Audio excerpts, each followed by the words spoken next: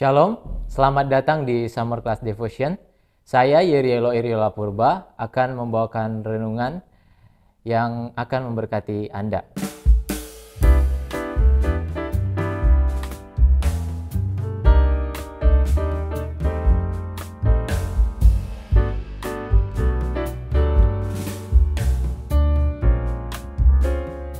Hari ini kita akan mendengarkan bagaimana kita dekat dengan Tuhan dalam keterbatasan kita. Banyak kita anak-anak muda, remaja-remaja sekarang yang berpikiran bahwa kita tidak layak di hadapan Tuhan. Kita menganggap ketika kita ingin hidup dekat dengan Tuhan, memiliki hubungan dengan Tuhan, kita harus benar-benar sempurna, kita harus benar-benar suci dan kudus. Ini benar teman-teman. Bukan berarti ketika kita hidup di dalam Tuhan, kita tidak hidup suci dan kudus. Tapi kebanyakan kita yang memiliki cara pandang seperti ini akhirnya merasa takut, merasa kita orang yang paling berdosa, merasa kita tidak layak, sehingga itu malah membuat kita semakin jauh daripada Tuhan. Selagi kita hidup, kita tidak akan pernah lepas dari yang namanya pencobaan. Tetapi teman-teman, bukan berarti ketika kita gagal dalam pencobaan itu, kita kalah selamanya. Justru dalam kelemahan itulah, dalam kelemahan kita, dalam ketidakmampuan kita, dalam kesadaran kita akan dosa kita, disitulah kuasa Tuhan menjadi nyata. Mari kita lihat firman Tuhan di dalam 2 Korintus 12 ayat 9. Begini firman Tuhan, "Tetapi jawab Tuhan kepadaku, cukuplah kasih karuniaku bagimu, sebab justru dalam kelemahanlah kuasaku menjadi sempurna. Sebab itu, terlebih suka aku bermegah atas kelemahanku, supaya kuasa Kristus turun menaungi aku."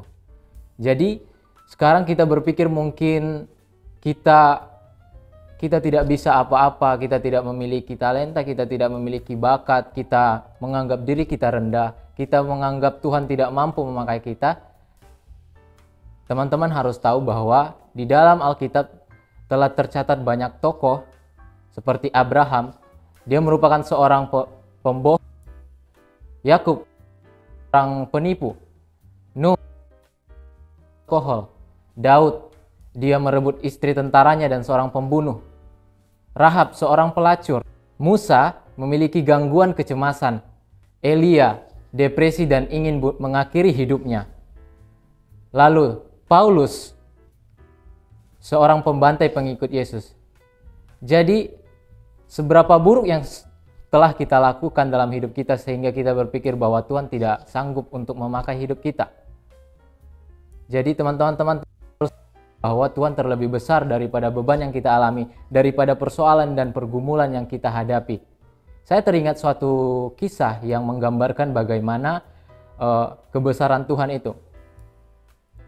Ada seorang anak yang bertanya kepada ayahnya. Dia dengan penuh penasaran bertanya kepada ayahnya, "Ayah, seberapa besar Tuhan itu?" Lalu sang ayah melihat ke langit dan menunjuk ke arah pesawat sambil berkata kepada anaknya, "Nak, seberapa besarkah pesawat itu?" Lalu sang anak menjawab, "Sangat kecil, ayah." Lalu kemudian sang ayah ini membawa anaknya ke bandara dan melakukan hal yang sama dengan menunjuk pesawat yang ada di bandara sambil bertanya kembali kepada anaknya, "Sekarang nak, seberapa besarkah pesawat itu?" Lalu sang anak menjawab dengan takjub kepada ayahnya, "Sangat besar, ayah." Demikianlah kita dengan Tuhan. Hal yang paling menentukan bagaimana kita mampu melihat kebesaran Tuhan, bagaimana kita bisa melihat kebesaran Tuhan adalah seberapa dekat kita dengan Tuhan. Jadi teman-teman, marilah kita sekarang memasang mindset kita bahwa Tuhan itu Tuhan yang besar, dan sekarang marilah kita membangun hubungan dengan Tuhan, membangun hubungan yang intim dengan Tuhan, berkualitas dengan Tuhan. Karena Tuhan tidak pernah menolak kekurangan kita, Tuhan tidak pernah menolak keterbatasan kita. Sebab karena kita orang berdosa, Tuhan menampung kita, Tuhan merangkul kita. Dia menampung orang-orang yang tidak beres, dia menampung orang-orang yang dibayang-bayangi masa lalu. Orang-orang yang memiliki akar pahit kepada orang tua, orang-orang yang belum bisa berdamai, orang-orang yang benci terhadap sesama, orang-orang yang berdosa. Tuhan menerima kita, teman-teman. Jadi sekarang keputusan ada di tangan kita. Tuhan selalu setia untuk menunggu kita. Di dalam Matius 7 ayat 7 dikatakan bahwa carilah maka kamu akan mendapatkan, dan ketoklah maka pintu akan dibukakan. Sekarang Tuhan sudah mengetok pintu hati kita, dan sekarang apakah kita mau untuk membukakan hati kita untuk Tuhan agar kita memiliki hubungan dengan Tuhan? Demikianlah renungan kali ini. Semoga renungan ini dapat memberkati kita semua. Salam Ikrais, salam sehati, Shalom.